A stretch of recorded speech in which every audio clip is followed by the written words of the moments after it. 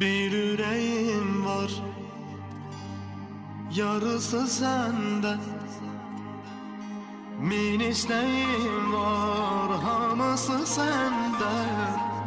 Ben istesem de, istemesem de, kalbim petekse, orası sende.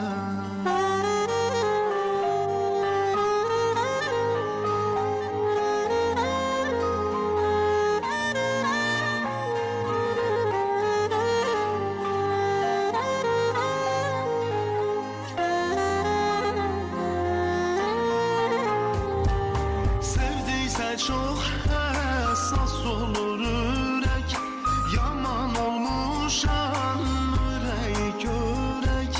Benim gözümden güzel göçer, bil ki bir sensen bir hürmet. Ele sevinlen yüzünü görecek, anlayıran bu sevgili gerçek.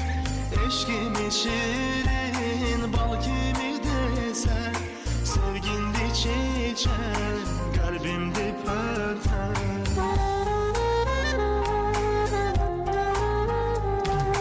Bir yüreğim var, yarısı sende. Min isteğim var, hamısı sende.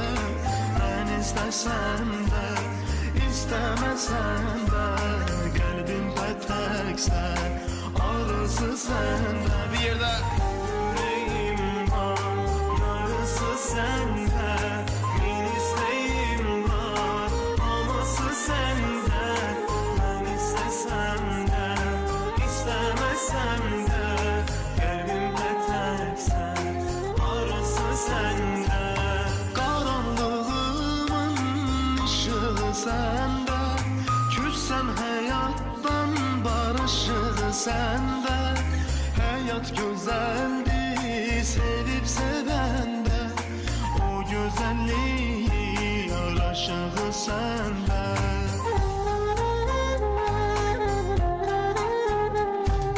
Bir yüreğim var, yarısı sende. Min isteğim var, hamısı sende. Ben istesem de, istemesem de, kalbim petekse, arası sende.